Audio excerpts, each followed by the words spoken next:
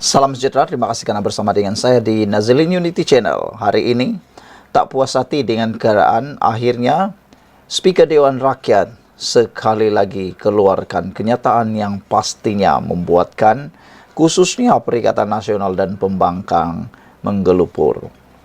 Kata Speaker Dewan Rakyat Johari Abdul, "Saya bukan postman, mempertahankan keputusan." Setelah dihantam teruk oleh Parti Bersatu, Parti Perikatan Nasional Gabungan Perikatan Nasional, Johari Abdul akhirnya bertindak balas memberikan jawaban yang pada pendapat netizen tepat pada waktunya. Johari Abdul selaku Speaker Dewan Rakyat sepatutnya, kata mereka, dan seharusnya dan semestinya perlu bertegas dan mempertahankan keputusan beliau. Kerana kalau beliau tidak tegas main tarik tali, ia pasti akan dijadikan duluan dan orang akan naik kepala, dibagi betis nak mahu peha lagi. Jadi ramai yang setuju apabila Johari Abdul, Speaker Dewan Rakyat ini, bertegas atas keputusan beliau. Walaupun menerima kritikan dan tekanan daripada beberapa ahli Parlimen Perikatan Nasional PN mengenai keputusan tidak mengosongkan kerusi di sandang 6 bekas wakil rakyat bersatu itu, Speaker Dewan Rakyat Tan Sri Johari Abdul kekal mempertahankan tindakannya, menjelaskan hal itu di Dewan Rakyat petang tadi. Johari berkata keputusan dikekalkan selepas melakukan siasatan, termasuk membaca semua kenyataan berkaitan perkara 49A Perlembagaan Persekutuan. Kata Johari, "Saya bukan postman.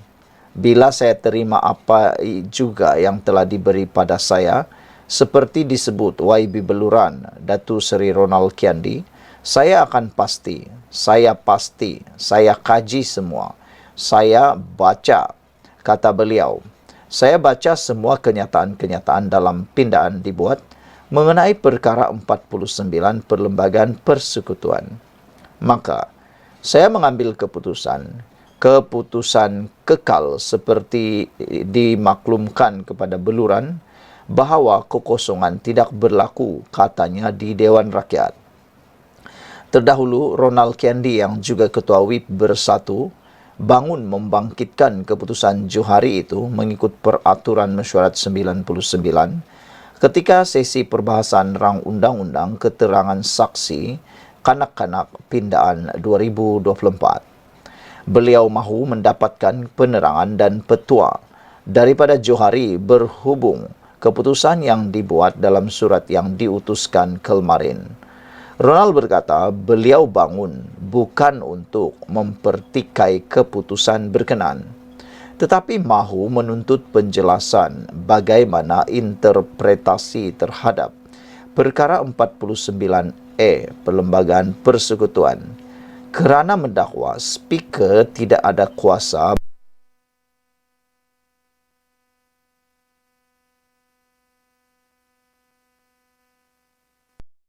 Perlembagaan Persekutuan dalam kurungan A tidak memberi kuasa kepada Tan Sri Speaker selain daripada untuk memastikan kekosongan dan bukan untuk membuat keputusan, kata Ronald Kiandi.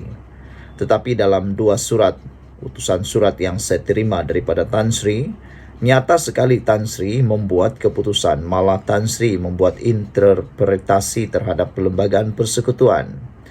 Kedua-dua keputusan terkandung dalam surat ini melangkaui kuasa Tan Sri di bawah perkara 49 dalam kurungan A Perlembagaan Persekutuan, kerana dalam perkara 49 dalam kurungan 3 Tan Sri hanya diberi kuasa untuk memastikan kekosongan dan bukan untuk membuat keputusan.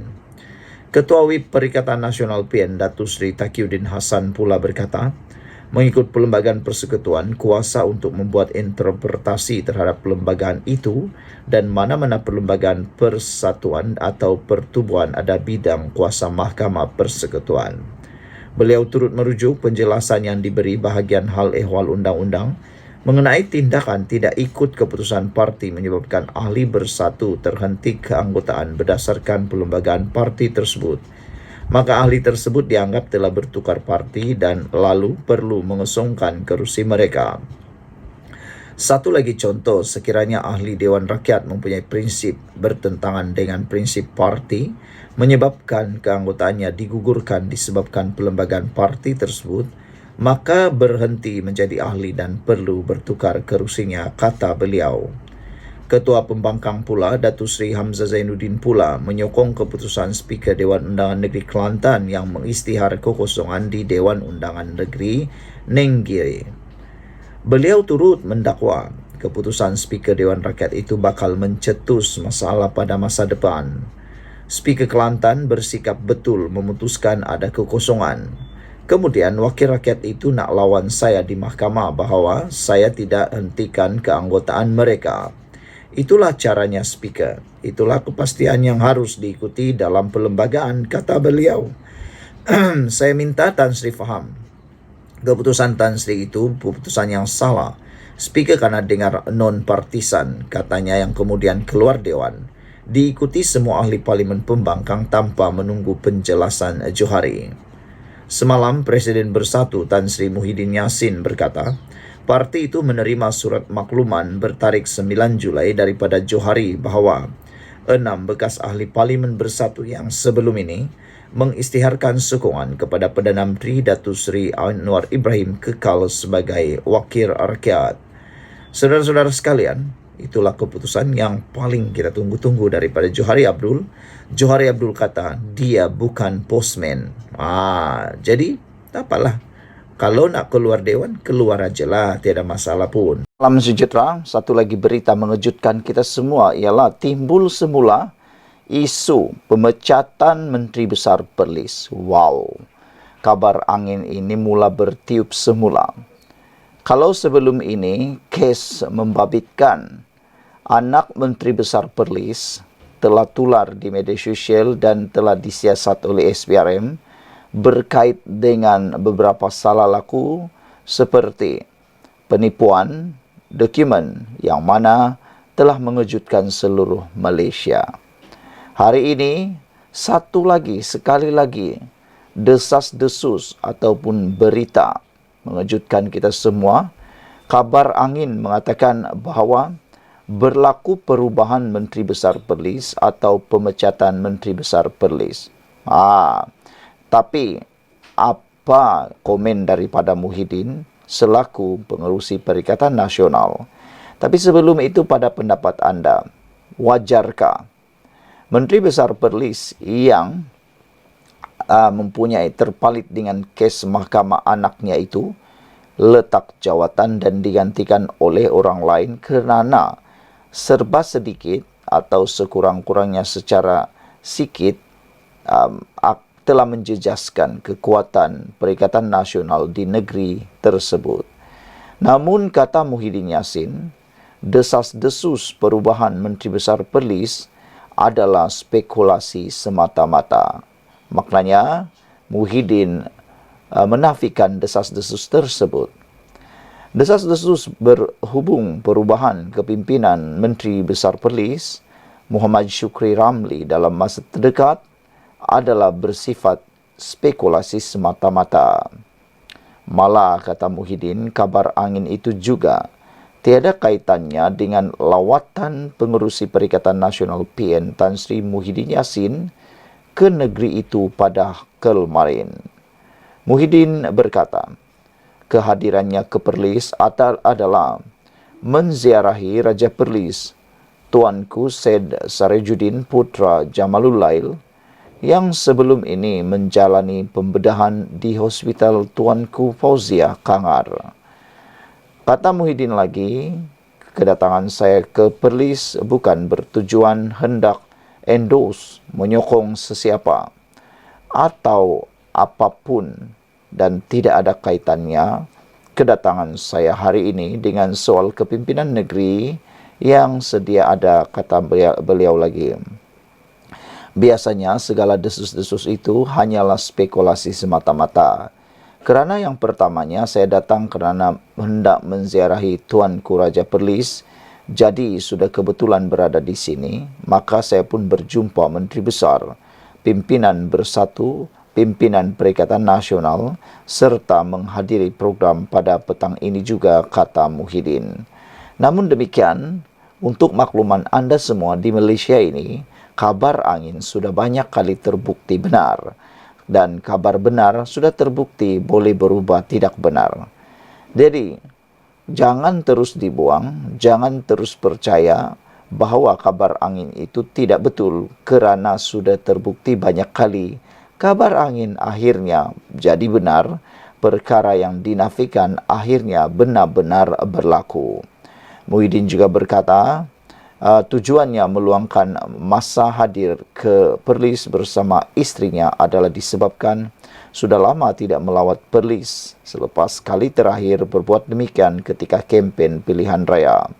Kata Muhyiddin, itulah tujuan saya datang kerana sudah lama tidak dapat datang dan kali terakhir saya hadir ke negeri ini adalah sebelum PRU lalu. Jika tidak ada perubahan apa-apa pun yang berlaku, jadi tiada perubahan dalam kepimpinan negeri ini kerana saya tahu Perlis sudah pun ada kerajaan negeri sendiri, sudah ada menteri besar, kata beliau lagi. Sekian dulu untuk kali ini, jangan lupa tinggalkan komen anda, tekan butang subscribe. Bye-bye. Salam sejahtera, terima kasih kerana bersama dengan saya di Nazilin Unity Channel. Selepas Parti Bersatu menerima kekalahan memalukan di Parlimen semalam, iaitu apabila Speaker Dewan Rakyat mengesahkan kerusi 6 bekas ahli Parlimen Bersatu tidak dikosongkan, walaupun sudah diwar-warkan oleh kepimpinan Parti Perikatan Nasional, Gabungan Perikatan Nasional, kononnya mereka yakin 6 kerusi ahli Parlimen itu akan dikosongkan. Namun demikian, alasan Speaker Dewan Rakyat bahawa Perlembagaan Parti Bersatu bertentangan dengan Perlembagaan Persekutuan, itu satu berita pertama yang sangat-sangat buruk untuk Parti Bersatu dan memalukan. Bagaimana Perlembagaan Persekutuan boleh bercanggah dengan Perlembagaan Parti Bersatu. Dan tentunya ia satu berita yang tidak menggembirakan sama sekali.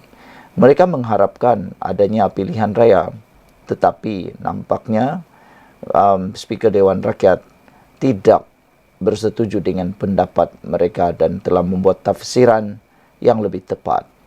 Hari ini satu lagi berita buruk diterima oleh Perikatan Nasional, iaitu sangkaan mereka terutamanya Azmin Ali dan desakan Azmin Ali supaya kerusi Selat Kelang di Dewan Undangan Negeri Selangor dikosongkan oleh Speaker Dewan Rakyat, Dewan Negeri, rupa-rupanya tidak kesampaian. Ianya sebenarnya tidak dikosongkan. Kerusi Selat Kelang tidak dikosongkan. Tiada kekosongan luar jangka kerusi Dewan Undangan Negeri Selat Kelang yang disandang Datuk Abdul Rashid Ash'ari, Umum Speaker Dewan Undangan Negeri Selangor, Lau Wen San. Kata Lau, pemberhentian keahlian Adun Selat Kelang dalam Bersatu didapati sebagai satu pemecatan terancang di bawah operasi perkara LXVA 2 dalam kurungan C Perlembagaan Negeri Selangor.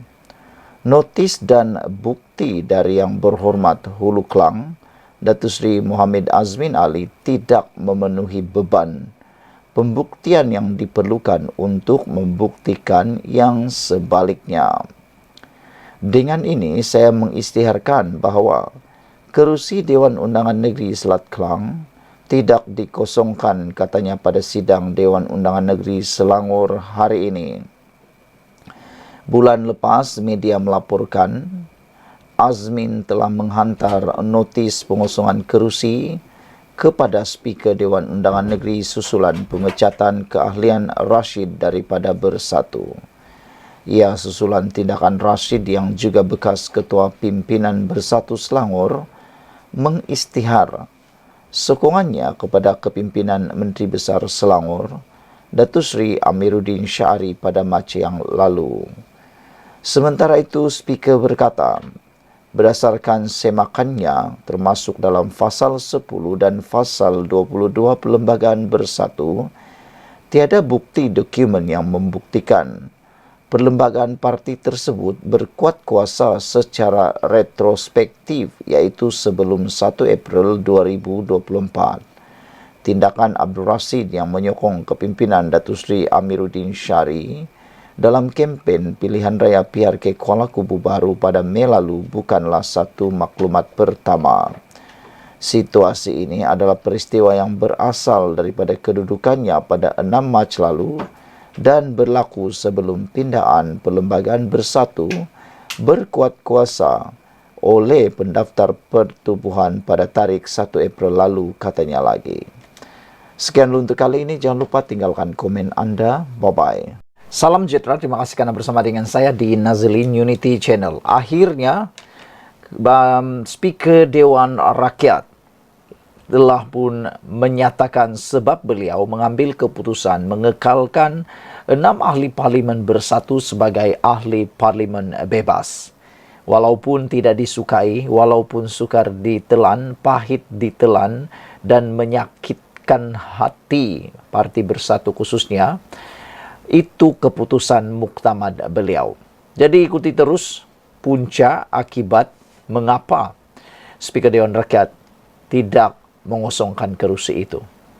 Hari ini, kata Speaker Dewan Rakyat, Johari Abdul, beliau kata, sebab beliau tidak memecat, tidak mengosongkan kerusi itu ialah Perlembagaan Bersatu bertentangan dengan Perlembagaan Persekutuan, katanya. Jadi Anda harus faham. Di Malaysia ini, peraturan ataupun perlembagaan paling tertinggi di Malaysia yang tak boleh dilanggar oleh negeri pun, apalagi hanya peraturan atau perlembagaan parti, ialah Perlembagaan Persekutuan. Perlembagaan Persekutuan jauh lebih tinggi berbanding perlembagaan parti. Perlembagaan Parti Bersatu itu hanya secubit daripada perlembagaan yang ada di Malaysia. Jadi, apabila Speaker Dewan Rakyat, Johari Abdul, mengatakan bahawa Perlembagaan Bersatu bertentangan dengan Perlembagaan Persekutuan, itu adalah muktamad. Yang Dipertua Dewan Rakyat, Tan Sri Johari Abdul, mendapati arahan-arahan di bawah pasal 10.5 Perlembagaan Bersatu adalah bertentangan dengan Perlembagaan Persekutuan. Beliau berkata, Perlembagaan Bersatu menafikan hak 5 ahli parlimen bekas ahli parti itu sebagaimana termaktub di bawah Perlembagaan Persekutuan. Peraturan-peraturan Majlis Mesyuarat Dewan Rakyat serta Akta Majlis Parlimen Keistimewaan dan Kuasa 1952 yang menjamin hak keistimewaan, kebebasan bercakap, berbahas dan mengundi kepada 5 ahli parlimen berkenan. Perkara itu terkandung dalam surat yang Dipertua Dewan Rakyat kepada Ketua WIP Bersatu Datuk Seri Ronald Kiandi pada 9 Julai lepas. Bagi memberitahu mengenai keputusan terhadap notis permakluman kekosongan kerusi 5 ahli parlimen menurut perkara 49A Perlembagaan Persekutuan berikutan, keahlian mereka dalam parti itu telah dihentikan. Salinan surat itu juga ditujukan kepada 5 ahli parlimen berkaitan, iaitu Datuk Syed Abu Hussein Hafiz Zaid Abdul Fasal, Zahari Kecik, Muhammad Aziz Abu Naim, Datuk Iskandar Zulkarnain dan juga Datuk Dr. Zulkafli Hanafi. Berkenan dengan surat permohonan oleh Bersatu kepada kelima-lima ahli Dewan Rakyat kembali ke kerusi pembangkang di Dewan Rakyat, saya mendapati, kata beliau, sehingga hari ini mereka masih duduk di blok pembangkang. Justru itu saya mendapati dan memutuskan bahawa tidak berlaku kekosongan kerusi di bawah perkara 49 dalam kurungan E kurungan 1 Perlembagaan Persekutuan, kata Johari menerusi surat berkenaan. Dalam mempertimbangkan notis Ronald Kiandi itu, Johari berkata, beliau telah merujuk beberapa dokumen berkaitan seperti penyata jawatan kuasa pilihan khas JKPK, menimbang rang Undang-Undang Perlembagaan Pindaan Nombor 3 2022 dan mengenai peruntukan larangan ahli Dewan Rakyat bertukar parti DR7 tahun 2022 penyata JKPK.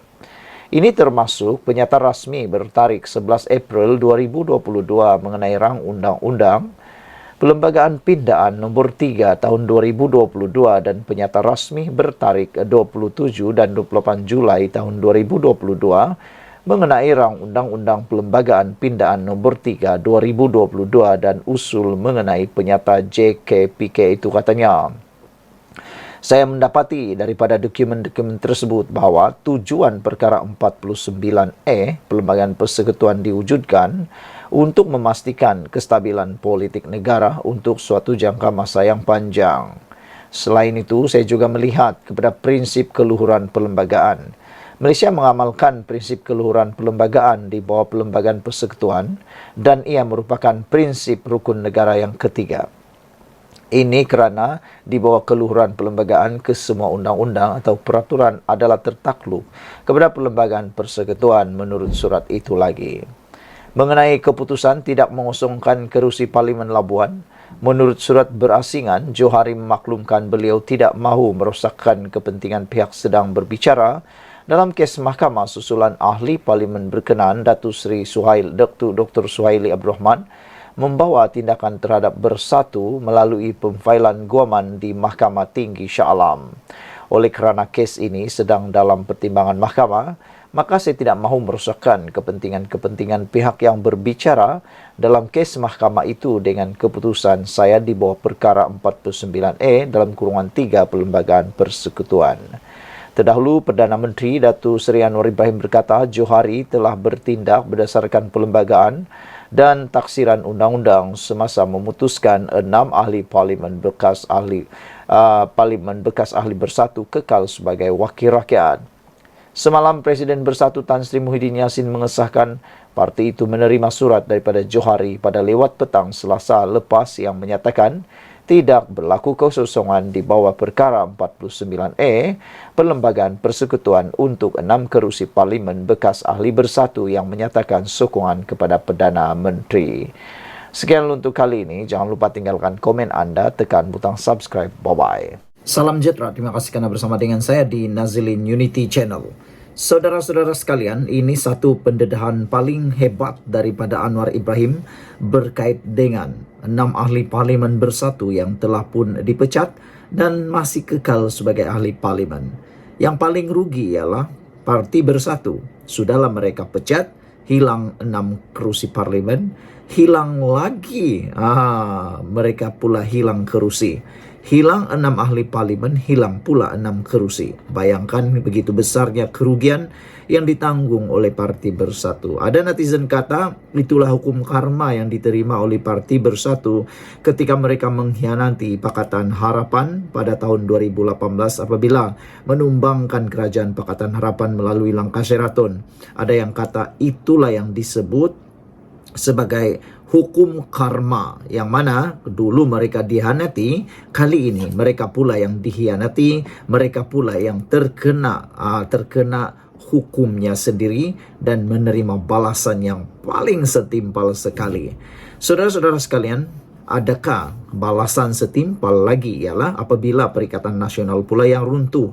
Kalau dulu Pakatan Harapan yang runtuh gara-gara apa yang berlaku dalam langkah Sheraton, adakah hukum karma yang diterima oleh Parti Bersatu dan Perikatan Nasional ada juga setara, iaitu berlakunya keruntuhan ataupun perpecahan pembubaran Parti Perikatan Nasional. Hari ini Anwar Ibrahim menyalahkan Bersatu kerana 6 ahli Parlimen kekal kerusi masing-masing. Anwar Ibrahim tidak menyalahkan sesiapa. Anwar Ibrahim tidak menyalahkan 6 ahli Parlimen itu. Dia juga tidak menyalahkan Speaker Dewan Rakyat, tidak juga menyalahkan Parlimen, tidak juga mau menyalahkan undang-undang. Tetapi Anwar Ibrahim kata, ini antara sebab disebabkan bertanggungjawabnya Bersatu atas kesilapan mereka sendiri. Apa ceritanya? Kata Anwar Ibrahim, Bersatu sendiri, kata Anwar Ibrahim, turut bertanggungjawab sehingga 6 ahli Parlimen yang sebelum ini menjadi ahli parti itu kekal dengan kerusi masing-masing walaupun kini menyokong kerajaan. Ditemui media di Kuala Lumpur pada hari ini, Perdana Menteri Anwar Ibrahim menjelaskan semasa akta anti lompat parti digubal di Parlimen dulu, Wakil Rakyat Bersatu, Wakil Bersatu sendiri yang menolak peruntukan mengenai seseorang yang dipecat parti akan kehilangan kerusi.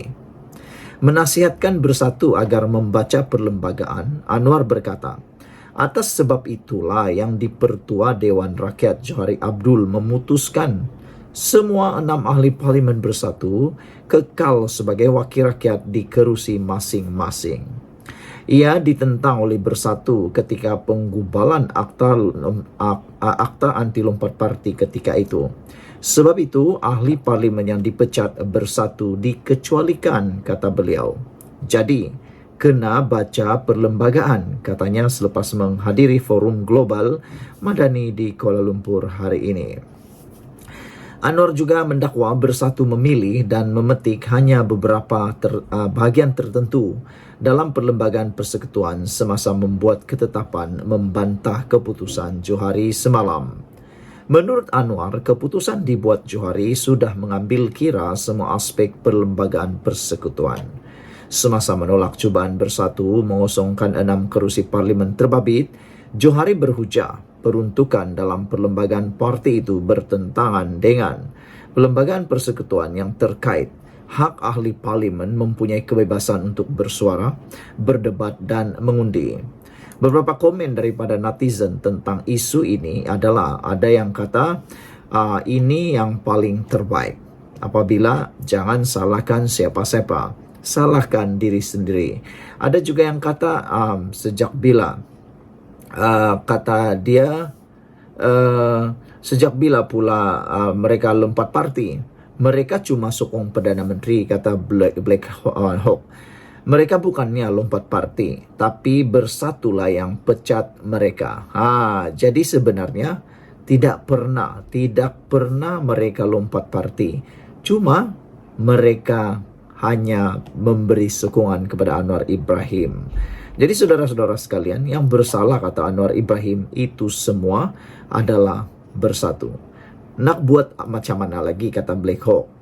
Bersatulah yang bantah draft asal akta lompat parti waktu itu. Sebab itu, Bersatu dah ketagi tebuk atap dengan membeli MP.